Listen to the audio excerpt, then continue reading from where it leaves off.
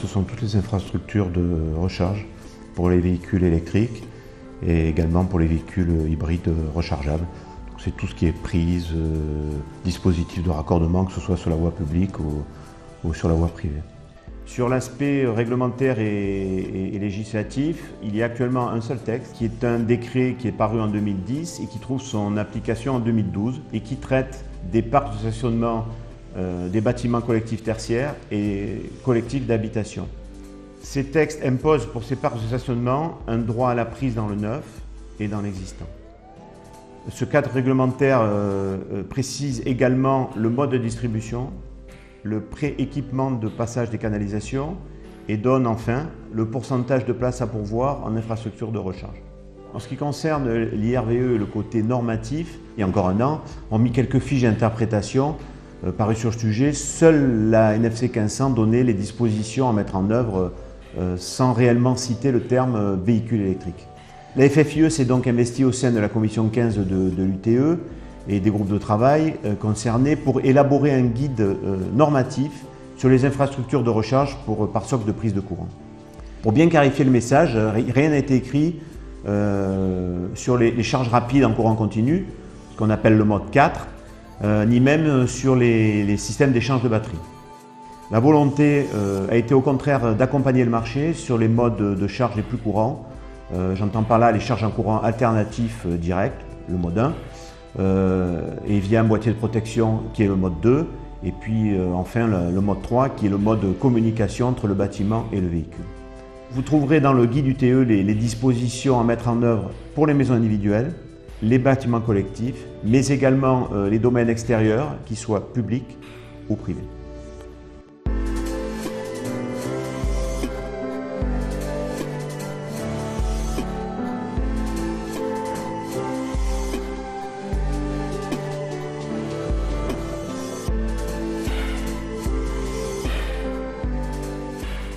Les gestionnaires de parcs de stationnement sont aujourd'hui habitués à vendre un couple espace-temps. Nous vendons l'occupation d'une place de stationnement pour une durée déterminée. Demain, avec l'arrivée de la voiture électrique, nous vendrons non plus le couple espace-temps, mais une trilogie espace, temps et énergie. C'est pour nous un très grand changement et ce sera un changement non seulement de notre pratique, mais également un changement des modes de paiement, puisqu'il faudra adapter la fonction du stationnement et le matériel d'exploitation du stationnement à cette nouvelle donne de l'énergie fournie pendant le temps de stationnement sur un espace donné.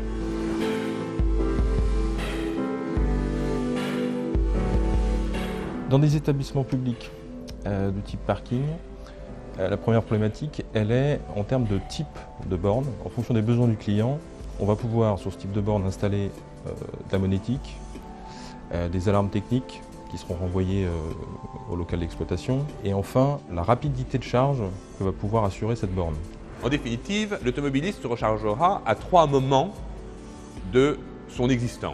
Il se rechargera à son domicile, il se rechargera sur les lieux de son travail et occasionnellement, il se rechargera lors d'un déplacement de manière peut-être même systématique parce qu'il voudra être sûr que sa batterie soit en pleine charge à tout moment. Donc si on part sur des charges lentes et que la quantité de bornes est limitée, on va certainement pouvoir, dans un parking qui nécessite en général un tarif jaune, c'est-à-dire de 100 à 150 kVA pour un parking de cette taille-là, on va pouvoir intégrer ça dans le TGBT existant, avec des protections, en faisant ça selon les normes. Si on arrive avec des bornes de recharge avec une puissance bien plus importante, donc des charges rapides de l'ordre de 30-40 kVA parfois, là ça peut être impactant sur l'alimentation du parking et donc peut nécessiter la création d'un tarif jaune spécifique pour ces bornes de recharge. Là alors ça veut dire un tableau spécifique, ça veut dire des protections bien spécifiques, etc. etc.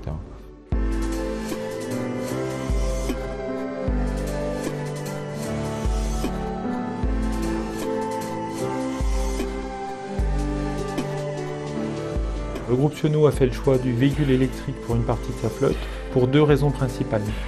La première raison, c'est une raison effectivement environnementale. La deuxième raison, c'est une raison effectivement économique. Nous avons placé ces véhicules sur des types de marchés qui sont très locaux, donc avec de faibles déplacements journaliers.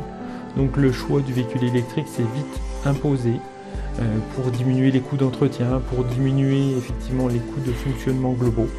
C'est rapidement posé à nous un certain nombre de questions sur l'emplacement des bornes de rechargement, la puissance nécessaire, l'adaptation éventuelle des contrats EDF de fourniture d'électricité et globalement quel type de matériel devons-nous disposer. Les contraintes étaient en termes de sécurité, en termes de simplicité d'utilisation, en termes de praticité au quotidien. Donc nous nous sommes tournés vers l'entreprise de Pascal Tockenberger afin qu'il nous apporte conseil sur ces questions-là.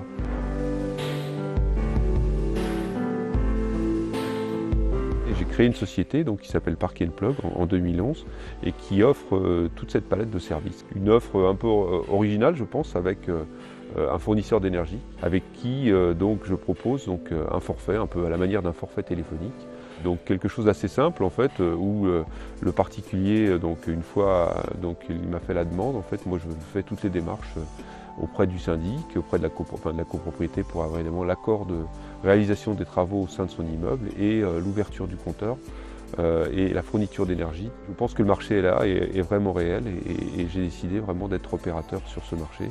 Certainement avec d'autres électriciens, parce que là j'aurais plutôt des électriciens avec moi pour réaliser les installations, sur des installations qui seront loin de mon secteur d'activité, pour offrir toujours le même service.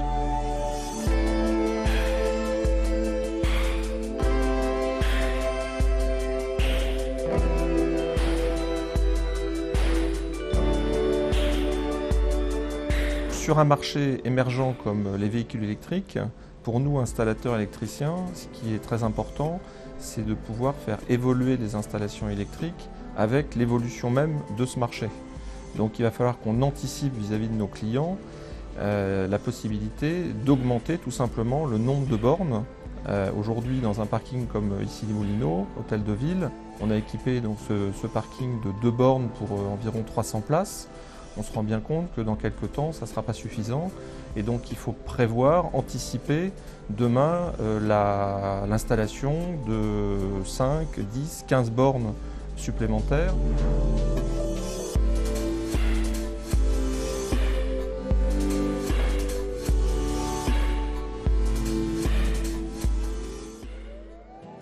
Alors les compétences à développer pour les installateurs électriciens qui voudraient s'investir sur ce marché sont pas seulement techniques et sont même majoritairement technico-commerciales. Aujourd'hui, tout électricien sait raccorder une prise électrique et tirer un câble. La différence se fera sur le conseil. Il faudra conseiller, accompagner dans la durée différents clients. Et les clients sont d'horizons très différents. Imaginez, il pourra y avoir un particulier pour son second véhicule électrique, une collectivité pour un parc de locataires, il pourra y avoir un syndic de copropriété, donc des clients qui auront des besoins très différents et il n'y aura pas une solution, mais différentes solutions. Et l'électricien, l'installateur devra se poser toutes ces questions. Faut-il vendre la borne, la louer, s'associer à des services de monétique? Tout sera différent. Et c'est pour ça, je suis persuadé qu'aujourd'hui, le conseil client l'emportera largement sur les solutions techniques.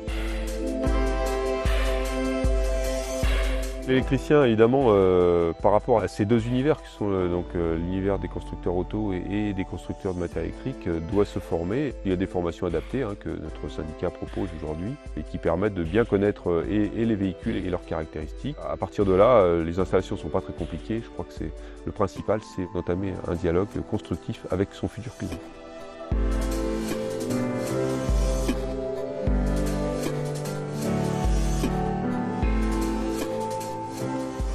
En ce qui concerne le marché des IRVE, il faut savoir qu'en 2014, ce sera 44 000 points de charge qui devraient être ouverts au public. C'est un investissement global de 300 millions d'euros en 2014 pour les 25 plus grandes agglomérations françaises. 90% de la recharge devra s'effectuer sur le lieu de recharge principal, domicile de manière générale, et les 10% restants seront effectués sur les lieux partagés publics comme les voiries, parkings publics ou privés comme hôtels, hypermarchés, etc.